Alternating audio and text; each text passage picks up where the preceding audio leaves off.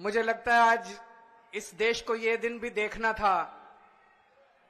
ये जंतर मंतर वो जगह है जहां पे इस देश की प्रजा सरकारों के एक्सप्लॉयटेशन से तंग आके यहां पे धरने प्रदर्शन करने आती है। लेकिन आज यहां पे केरला के मुख्यमंत्री को अपना सारा कामकाज छोड़ के केरला से दिल्ली यहां पे धरना करने के लिए आना पड़ा केंद्र सरकार की ज्यादतियों के खिलाफ। मैं समझ रहा हूं ये भी इस देश को ये दिन भी देखना था। आज लगभग आधे राज्यों के अंदर विपक्ष की सरकारें हैं और आधे राज्यों के अंदर उन लोगों की सरकारें हैं।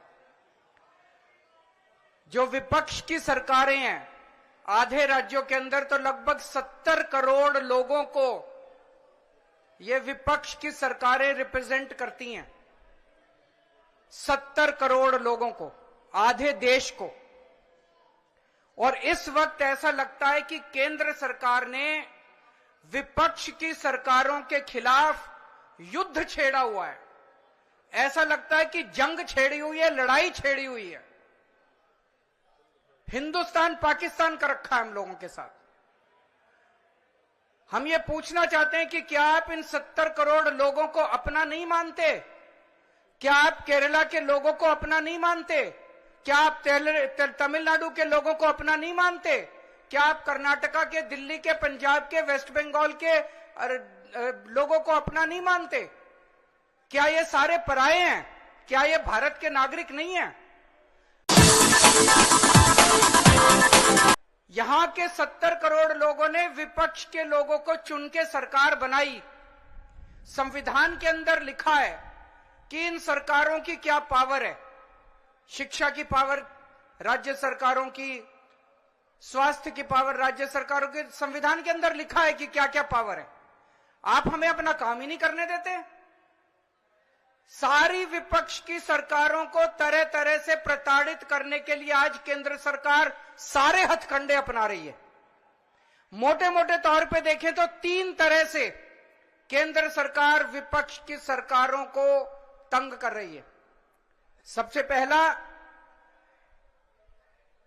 केंद्र सरकार जायज फंड, जो हक है राज्यों का, वो फंड नहीं दे रही है। दूसरा तरीका, गवर्नर्स के और लेफ्टिनेंट गवर्नर के जरिए रोज काम में टांग अड़ाती है, हर काम में टांग अड़ाती है। और तीसरा तरीका, एजेंसीज को छोड़ के जिसको मर्जी पकड़ के जेल में डाले जा रहे हैं, जिसको मर्जी पकड़ के जेल में डाले जा रहे हैं। सबसे पहले मैं पहले तरीके पे आता हूं। यहां पे पिनरई विजयन साहब बैठे हैं, पंजाब के मुख्यमंत्री बैठे हैं, मैं दिल्ली का मुख्यमंत्री और कई सारे राज्यों के मंत्रीगण आए हुए हैं। हम सारे रोज इस बात को झेल रहे हैं कि जो जायज फंड उस राज्य के बनते हैं वो फंड हमें नहीं दिए जा रहे। अगर केरला के लोगों को उनके हक के फंड नहीं दिए जाएंगे तो काम कैसे चलेगा? सरकार कैसे चलेगी? केरला की सरकार कैसे चलेगी? तमिलनाडु की सरकार कैसे चलेगी? और हम यहां भीख मांगने नहीं आए। विजयन साहब यहां पे अपने घर के लिए, अपने परिवार के लिए पैसे मांगने नहीं आए, अपने बच्चों के लिए, अपने बीवी बच्चों के लिए पैसे मांगने नहीं आए। वो केरला के लोगों के लिए पैसे मांगने आए हैं। आज पंजाब के मुख्यमंत्री यहां अपने 3 करोड़ लोगों के लिए फंड मांगने के लिए आए हैं। मैं दिल्ली का मुख्यमंत्री अपने दिल्ली के 2 करोड़ लोगों का हक मांगने के लिए आया हूं। संविधान में लिखा है कि कितना पैसा किस सरकार को मिलेगा। ये वाला टैक्स आएगा, मैं इनकम टैक्स में था, ये थोड़ा सा ज्यादा जानता हूं इसको।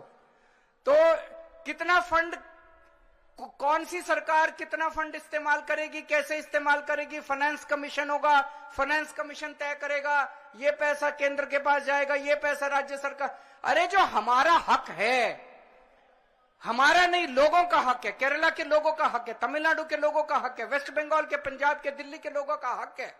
वो हक आप कैसे छीन सकते हैं लोगों का? आप उनका काम कैसे रोक सकते हैं?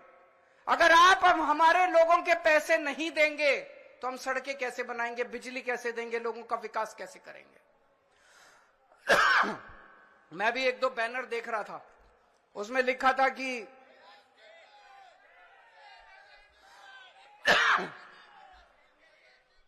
केरला के 8400 करोड़ रुपए रोके हुए हैं। और मान साहब से मैं थोड़े दिन पहले बात कर रहा था, पंजाब के भी 8000 करोड़ से ज्यादा फंड रोके हुए हैं। अब एक एक फंड, अभी पंजाब सरकार थोड़े दिन पहले सुप्रीम कोर्ट में गई कि हमारा पैसा रिलीज नहीं कर रहे। आरडीएफ का पैसा, आरडीएफ लगभग 4-5 हजार करोड़ बनता है, 5500 करोड़ रुपया आरडीएफ का, रूरल डेवलपमेंट फंड का पैसा इस्तेमाल रिलीज नहीं कर रहे। केरल भी गया। सुप्रीम कोर्ट की हेयरिंग अब अगले हफ्ते फिक्स हुई है और तुरंत केंद्र सरकार से फोन आ गया, आइए बैठ के बात करते हैं। तो हम छोटी छोटी बातों के लिए सुप्रीम कोर्ट जाएंगे क्या?